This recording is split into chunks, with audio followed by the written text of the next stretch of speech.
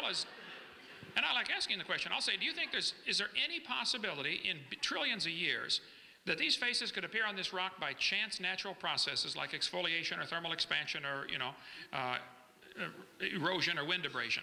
They'll say, no, it's probably not going to happen. One chance in maybe a couple of gazillion. Okay. And yet, they think that George Washington himself, with 50 trillion cells in his complex body, happened by chance. Well, you're welcome to believe that, but that's not logical and it's not science. It's pure religion, and you need to simply admit that. So they're always avoiding the design argument. In the textbooks, they say plants are adapted to their environment. Gills are an adaptation to living in water. Well, how did they adapt before? How did they live before they adapted the gills? Oh, for millions of years, they all died. None of them lived. Yeah. They don't use the word design because textbooks avoid using the word design because that automatically leads to the logical conclusion, hey, who's the designer? Okay? My watch holds 300 phone numbers. It's a calculator, stopwatch, alarm clock, and a countdown timer. It does not tell time. I have to look at it. But there had to be a designer. You don't have to meet the designer to believe he exists. The creation is proof there was a creator. People say, where's the evidence for God? I say, do you have to light a candle to see the sun? I mean, look around. How you can study biology and not see an incredible amount of design from the molecular level, through the cellular level, through the tissue, organ level, through the entire structure, through the interrelationship of symbiosis relationships, through the universe, the planets, going around the sun, and the incredible mathematics behind all this. Most of the great scientists of the first few hundred years of science were creationists looking for some way to figure out the mind of the designer. Science ought to bring us to the creator. It's obvious. I see design, I conclude designer. I think it is totally illogical to walk through the woods and find a painting and say, I can't see the painter, so he doesn't exist. And that's what evolutionists are doing.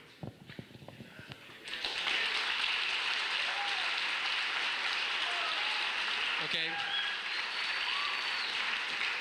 The next question for Dr. Weisenberg is, show us one transitional fossil that exists, or a proof of a transitional fossil.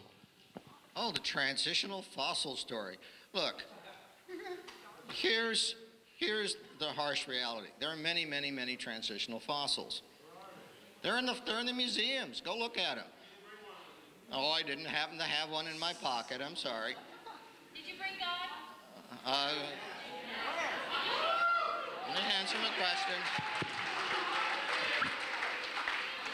Now look, every time something comes up, I had this our debate not so long ago, and of course you mentioned Archaeopteryx, which is a feathered dinosaur fossil, or a bird with teeth in its beak and dinosaur-like features.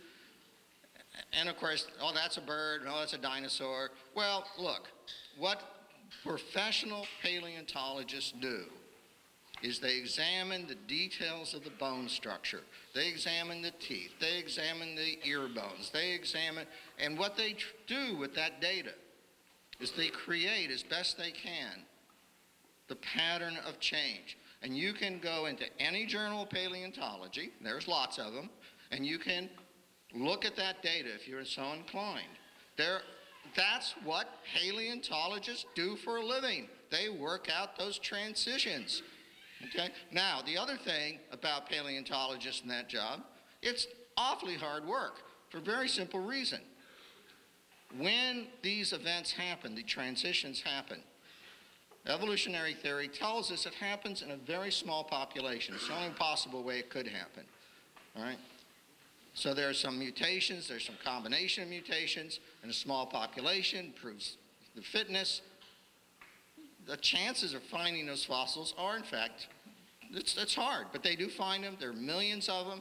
No, I didn't bring you one, but if you like, sign up. We'll go to the museum together. We'll look at them, okay?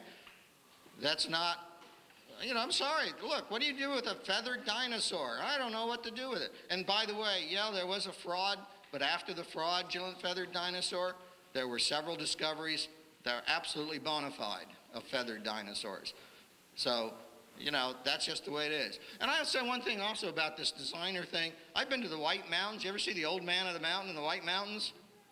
Yeah. I guess the same designer. You can, in fact, you do see structures appearing by chance. And what evolution does is it selects those that work. That's all it does.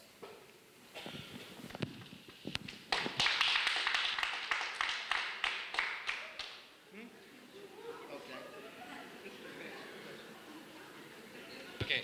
Well, what we're gonna do is we're gonna change it a little bit. We're gonna let them answer the question. Also, going to let the other speaker rebut their answer to the question just a minute or two after the question is asked.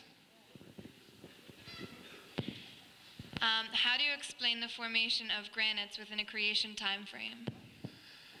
How do I explain the formation of granites? I'm not sure that anyone has been able to demonstrate the granite formation. I know that if you melt granite and then let it cool back down, it does not reform into granite. There have been quite a few studies on granite. I think it's interesting to see that in granite we find some pretty amazing things called radiopolonium halos. If I had a second, I would get to that. But these radiopolonium halos, Robert Gentry was one of the world's experts on the disposal of radioactive waste. He worked at Oak Ridge Laboratories in Knoxville, Tennessee area there. And let's see, I think it's right here, okay. Radiopolonium halos. I have over 5,000 pictures in PowerPoint, so it would help if you would ask the questions in the same order that I have the answers. Okay? Be a little quicker anyway. Is polonium halos on here? Halos. Was the Earth a hot molten mass? There we go. Okay, good. Granites are a very interesting rock. Robert Gentry did quite a collection, has quite a huge collection. Actually, I've been to his laboratory in Tennessee. The Bible says pretty clearly the earth was created and it was underwater, which means it was never a hot molten mass, whereas the evolution theory teaches the earth was hot, a hot molten mass, and it slowly cooled down. These are clearly contradictory. Somebody is obviously wrong. Either the earth was hot or the earth was never hot, a hot molten mass anyway on the surface. Robert Gentry's website is halos.com if you want to get all the details on that. In the laboratory, under the microscope, they've discovered, looking at granites, they see all sorts of little radiopolonium halos, which is kind of like a hand grenade going off in a huge block of jello would produce a ring, a halo, that the fragments would be suspended in the jello. Of course, we don't see this in water because the fragments fall apart. We don't see the 4th of July fireworks make their ring and then stay there in the air because they all fall down. But in granite, we find these polonium halos, indicating the rock was never a hot molten mass because these halos would have flowed away. Polonium has a very short half-life, anywhere from 64 thousandths of a second to 2 minutes, I think. So the existence of these halos is really a mystery to those who believe the rock was a hot molten mass.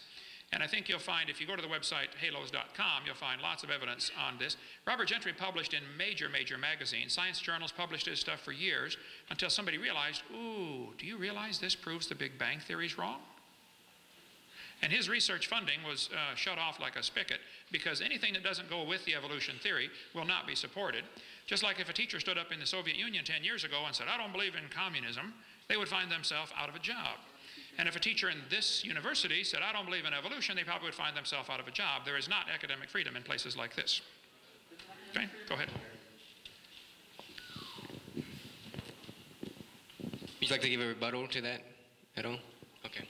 We'll move on to the next question to Dr. Weisenberg. And the question is, Dr. Hovind in his presentation disproved the geologic column and the Big Bang theory.